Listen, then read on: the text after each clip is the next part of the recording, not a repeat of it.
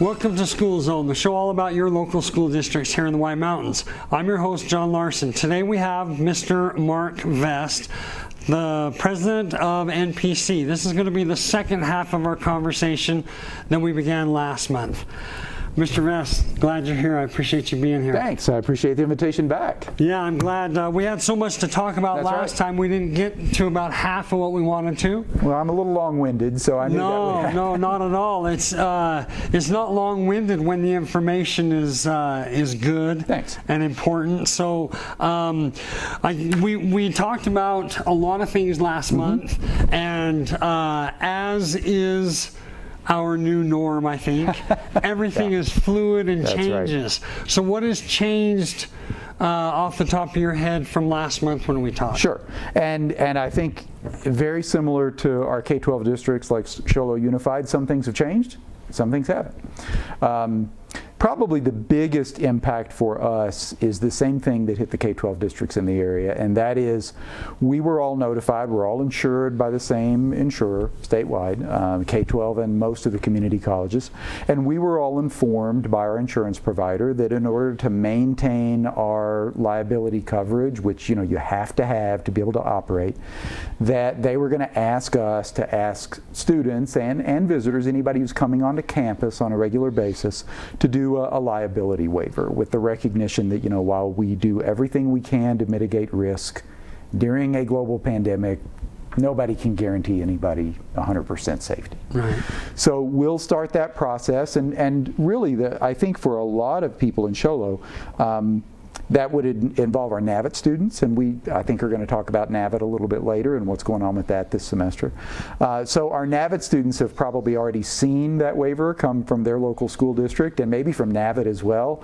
Well, get ready, folks, because you're going to see a third one just like the other two. Every one of the entities is being told by their insurer that they need to do this. Beyond that, I think the other piece of information that we have now that we didn't have when you and I spoke a month ago is, again, similar to K-12 districts. We have some information that's really geared for K-12, but we can look at as well from the Arizona Department of Education and from Department of Health Services to give us a better sense of what's going on with the virus locally and advice on when we can look at potentially doing more. That's not going to help us for fall. As you and I talked about last month, we kind of have to pick 6 months ahead of time what we're going to do. It may be able to help us for spring, depending upon timing, but we'll see. So, have you been able to? I know there's tons of partnerships that you have with all the different districts everywhere. Right. How has that gone? Has that gone smoothly? Are things going well? Right. Can you tell us how that's going with the various districts? Well, let me talk about something internal to the college first, and then I'll talk about how that applies. So last year, we hired Dr. Jessica Clark as our new VP for Learning and Student Services, and one of the first conversations I had with her is I said, look, I'm handing you something I want you to fix. In the 12 years or so that I was the vice president for learning, we built out a lot of these partnership agreements with area high schools, and Show Low is one of the best examples. We did an early college program for a number of years with Show Low, where their students came to our campus, and we ran that again over the last couple of years. We have a NAVIT relationship where NAVIT contracts with us as the college, and Show Low Unified, for example, sends their students through NAVIT to the college to take classes in things like welding and nursing assistant. And then we have our Talent project, where we actually build out a distance-based video conference classroom in the area high schools, like Show Low, and we offer classes that way. So we're both broadcasting classes to the high school. So we've got all these different partnerships out there, and they all kind of popped up organically one at a time. What Dr. Clark has done over the last year is restructure our internal situation a bit so that we brought all of those programs under one umbrella, and we rolled that out to the school districts in the spring as a way for them to have one person to contact, one person as a go-to really, and a high school programs advisor who can go out to the high schools to work with them. We really didn't plan on doing this during a pandemic, which was going to force us to alter the way, and when I say us, I mean NPC, Show Low Unified, Blue Ridge, everybody, how we deliver education. But I think the fact that we built out that high school programs model is helping us respond better and more consistently with these challenges facing us. So what we're doing this fall, our NAVIT students have actually already started. By the time folks see this, they'll have been in class. And our plan right now, absent, as you said earlier, any late-breaking changes, which could happen at any moment, but as of today, when we're recording this, our students who are in classes that require face-to-face instruction, like welding and fire science, they'll be coming back in smaller class sizes with physical distancing, wearing their masks and all that, starting next Monday. We are continuing to do the Talon Project with our area high schools, where we are putting those classes out for those students, and I know Show Low's already back, so those students are in the classroom. Some of our other area high schools are not, but we've got arrangements worked out where those students will still be able to participate. So one of the things we had to factor into our decision-making process and how we were going to operate this fall is we couldn't choke off all of those partnerships going into the fall. We've got too many students who are part of the way through their program, or who are really looking forward to doing welding or to doing automotive or to doing fire science, something like that along the way. So we wanted to do whatever we could in a way that minimized risk for students to allow them to continue to participate in those programs. And as of right now, that's still the plan for fall. Good. Okay. Good. So we'll have some consistency. For them, as consistent as we can be. Right. Awaiting the next word from the state or anything like that. And as you and I talked about last month, and this is true for all of us in different kinds of public education, whether it's K-12 or post-secondary like NPC. At any moment, the governor, DHS could say, sorry, we're changing the rules here, right? And when that happens, we'll follow along. We're not under the Arizona Department of Education the way K-12 is, but we do so much with our K-12 partners that we need to be very aware of their circumstances. Sure. That's why we attend the superintendent. There's a regular, almost weekly superintendent's meeting right now, and Dr. Clark and I both attend that on a weekly basis, because we know that everything that we do affects our partners, and everything that happens to our high school partners affects us. Well, that's great to know. That's great to know that you have that direct communication with Absolutely. all of the superintendents. And who does that include? Can you tell us who all that includes? Sure. It's called the Navapache Superintendents Group, and it is open to all of the K-12 superintendents in Navajo and Apache County. Okay. And of course, not everybody attends every time. Sure. But during the pandemic, especially, I think there's been good turnout, especially good turnout among the schools that we have kind of strong partnerships with. Good. And so that's been a good vehicle for us to listen to what K-12 districts are doing. When Superintendent Shad Housley, for example, was talking about what was going to happen with Show Low, or when Dr. Mike Wright, the superintendent of Blue Ridge, was talking about what was going to happen with Blue Ridge, it was nice to be in the room and to be able to hear that firsthand and not get secondhand information, which things always get lost in translation. Or to get that information too late. Absolutely. To be able to act upon. So and to have the opportunity to chime in when we're asked. Sure. And one of the things that Shad is especially good at, as he's running the meetings right now, is turning to the college at various points and saying, well, NPC, we know this will affect you all, or we know that something you're doing could potentially affect us at the high school. So, share with us here. Let's work collaboratively and figure out how this is going to happen. That's great. I'm glad to hear that's happening. So a little bit farther distance, right, where you don't get as much interaction or communication, the legislative session was really abruptly abbreviated. Cut short. Where did that leave us? Right. And what's coming that we weren't able to get? Well, where are we? Sure, I can walk you through a few bills that we were really interested in and very hopeful about, and then some budget things that would specifically affect the college that are probably shelved, unfortunately, for the short term. And we're not going to whine and complain about that. The state's in a financial crisis right now, and we need, that is top priority. But just as the pandemic hit, we were very close to seeing a return to rural community college funding levels that would have taken us back to where we were, say, a decade ago. That would have been very helpful. It would have taken some pressure off of taxpayers locally, which is always a good thing for us to be able to do. It would have created some predictability in our funding from the state, or more predictability in our funding from the state, which is really helpful when we hire people. You know, if we get a shot of money, an infusion of money when the state happens to have a good year, that's a good thing. We're never going to complain about that, but we can't really hire people on a one-time shot of funding because there's no guarantee the money will be there the next year. So that got shelved for obvious reasons, and we're hopeful that in the next 2 to 3 years, if the economy starts to improve, that the same legislators who were really focused on that, including our local legislators, will come back to the table on that issue. Now, beyond that, there were some things that I think do have the potential to come back in the upcoming legislative session that not only would help us, but would help K-12 as well. We had a bill on the table, for example, that would have shifted the high school credit value of a university or community college dual enrollment course. Right now, the equivalency is if you take a 3-credit, let's say you took English 101, like freshman college English at NPC. Right now, that's worth a half credit, because it's considered to be a one-semester course. Michelle Udall had brought forward a bill in the legislature to switch that from a half credit to 1 credit, which would have made that a much more attractive option for school districts who were really struggling to attract and retain enough teachers, right? They could have turned to the local community college or turned to the university like ASU, for example, and said, hey, is there something you can do to help us?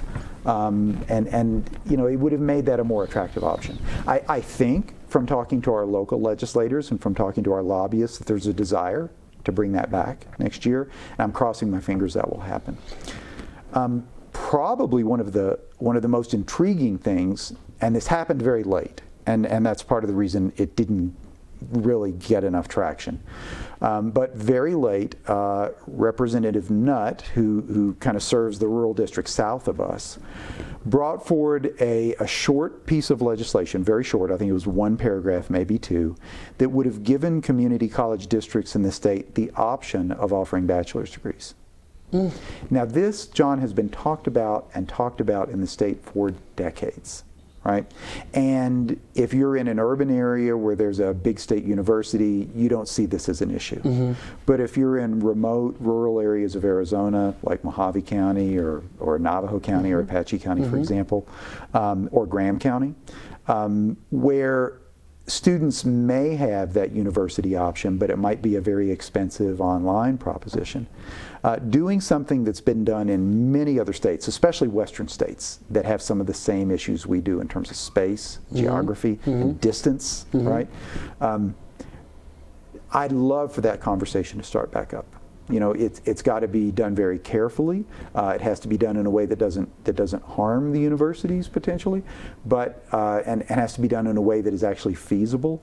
But I do think there's an opportunity there to provide us locally, and to me this is not just an educational issue, this is an economic development issue for communities like Show Low. You know, we know that one of the biggest challenges locally in terms of attracting and retaining good paying jobs, companies that are going to come in, is having an educated potential pool of workers, right? So whatever we can do, whether through the NPC or through other entities, whatever we can do to build up that pool of people with associate's degrees, with bachelor's degrees, you know, the rising tide floats all boats, right? It makes everybody's life in our communities better. So that's really intriguing. Would there be a limit? I mean, I imagine we're so early on that. Exactly. And even though it's been spoken about for decades, I imagine it's pretty early on to say what would be offered. And that's what happened in the spring, is again, because the initial bill that came forward was just a couple of paragraphs long, there wasn't that level of detail. So of course it did, and I'm a neophyte, you know, I'm just learning this legislative stuff along the way. But it, you know, predictably, people started asking those questions. And so it immediately got slowed down while we started to have these conversations. But I think there's an opportunity to start having these conversations now before the next legislative session, and maybe we'll be ready to go with a more detailed Well, the sooner picture. the better, right? Yeah, absolutely. Yeah, and I would, I mean, obviously there would be a limit, but it would be really interesting to see what Right. the ceiling was on Sure. it. And I mean, I don't know why we couldn't do some business. right. I mean, degrees. I think about, and this is what's been done in other states. They've looked at what's needed locally. Teachers, right? Producing enough teachers in the state. We know it's a problem, and we know that our current pipeline isn't wide enough. That the mouth of that pipeline is just not wide enough to produce the number of teachers that we need in the state. Nurses. We know that most of our nurses immediately go into BSN programs, right, that are online through the Valley. I know you're at the hospital, you probably see some of that. Yes. Business, we know there's a chronic need for that. A lot of our law enforcement personnel, a lot of our emergency responders, firefighters, things like that, they need that degree to move up. Amen. So there's all those kinds of public service areas. What we'd really want to do is look at what are the shortages locally, and what could that look like? If something like that were available at the community college, would it help resolve those issues locally? Yeah, that's a great idea. I had not heard of that. So I find that it really popped up intriguing and exciting. Sure. Exciting for our people, for our local people, and obviously, I think there are some kids that could better afford school to be able to live at home and go to school locally. Right. And so there's a lot of pluses there. Sure. And I think right now one of the things that the pandemic has probably done is made people look a little bit about, do I want to stay local? Right. So if that option were available, it might be or even intriguing. Forced. At some point, I mean, I don't want to say that. Yeah, and well, we have been forced to stay home. We've been forced to quarantine, and so if these were available, it would make that a little more palatable, right? On a lot of folks. So you were going to say something? No, I was going to say there's always more, but those are just 3 examples, I think, of things that were sitting there kind of on the cusp of either moving forward or not moving forward, and then we had the kind of the hammer came down on the session, and for understandable reasons. Yeah, those are great. I think that people can get excited about those. And so advantageous to the people, so that's exciting. So right now, what can local citizens do right now to impact and provide more and better educational access here in Navajo County? Well, again, I think one of the things that the pandemic has really brought into focus for us, and I don't think this is just an issue about education. I think this is an economic development issue as well. Bandwidth, bandwidth, right? I live in Pine Top. I'm pretty lucky. I've got good bandwidth at my house. Some of my executive staff, some of my administrative staff live outside of Show Low, and when we try to do our Zoom meetings over the summer, it has been a real struggle, because they just do not have access. And the further out you go from our population hubs, both on and off the reservation, the bigger challenges people face. That is a educational access issue. It's especially when, as you say, we're moved into an environment where you've got to have that access. You've got to have that digital access to have that education access. And it's part of the issues of why we're trying to go back face to face as opposed to online, because the access isn't there for everyone. Right. And we've done a number of things at the college to try to mitigate that. We took the password off of our guest Wi-Fi. We've been putting Wi-Fi boosters on the top of our buildings to stretch it out into the parking lots. We gave out a lot of laptops and hotspots in the spring, and we're doing some of that. We've devoted a lot of scholarship money to a technology scholarship along those lines. But again, I think that's again one of those rising tides. If we could get out of the digital desert, and there's a national education technology organization called EDUCAUSE that published a report a couple of years ago, and they identified what they called digital education deserts in America, and we're in one of them. And again, if you look at it, there's these little dots of good bandwidth surrounded by large areas of no bandwidth. And that's not just an education issue. I mean, if I were the economic development person for the city of Show Low or Pine Top or Snowflake, you know, I'd be saying, well, this is the county in general. Absolutely. The Real Arizona Corridor Group, you know, I'd be, and I know they are saying this. There's probably nothing we could do to make those folks' lives easier in terms of attracting and retaining good paying jobs locally than be able to provide that relatively low cost as we can get it, high speed bandwidth access across the county. How's that going to happen? I think it's going to take a lot of, and I don't have a good answer, frankly. This is the point where you need to bring in someone other than me to talk about this. But I know there's been efforts already.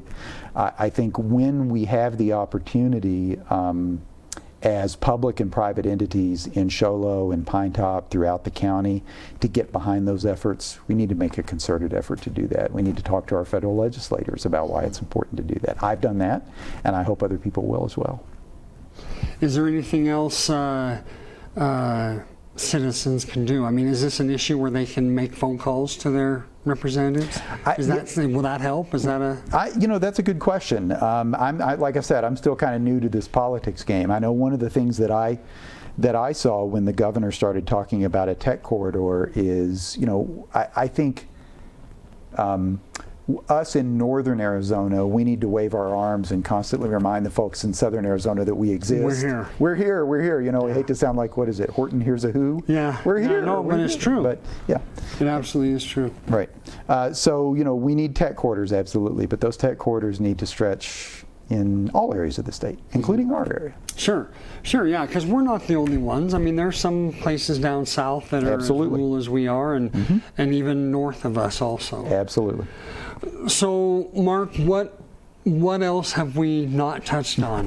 What you know, where are we? How are things looking going into the beginning of the school year for you? Today is we're taping this on August 17th, Monday. So, Show Low started school today. They did. You start in a week. We actually roughly. Yeah. Well, we start the face-to-face portion of some of our NAVET and our adult CTE, Career and Technical Education classes in a week. Our NAVET students have actually already been in the classroom for a few days. It's the virtual classroom, just like virtual school.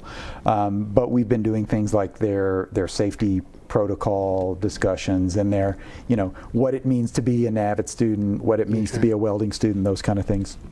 So yeah, we're ready to go. This liability waiver thing threw a curve at us at the last minute. Would have been nice to know 2 months ago. Yeah, right. You know, just like the school districts, but you know, we're adapting to that. So folks can expect to see communication from us this week about that.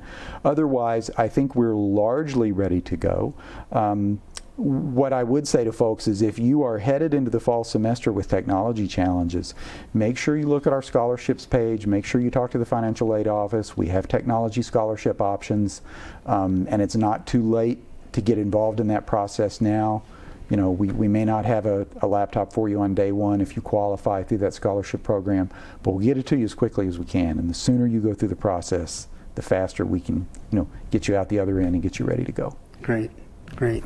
Well, thank you. I appreciate you coming back. Absolutely. Glad to do it. Button this up so that we can, you know, give people information and they can know what's going on as the, you know, as the school year approaches and we get going into this. And I hope you know that we're appreciative of you. We're appreciative of everything you do for us as school districts to help us to be better, to offer more to our kids, and in general help them succeed, which is what we all want to do. Well, I want to thank you and Mel and everybody here for giving us the opportunity to get the word out. Absolutely. We're going to, as long as Mel will keep me, I hope we can make this a yearly visit. Absolutely. I'd love to do it. In the early summer, and then we can get together in preparation for the coming year. Sounds good. Maybe we'll have a cheerier, more normal school conversation. I'm hoping so. Yeah, things are going to get better. I'm hopeful and optimistic. Me too. Thanks again for being with us. Okay, take care. Thanks for joining us here on the School Zone, and we'll see you again soon.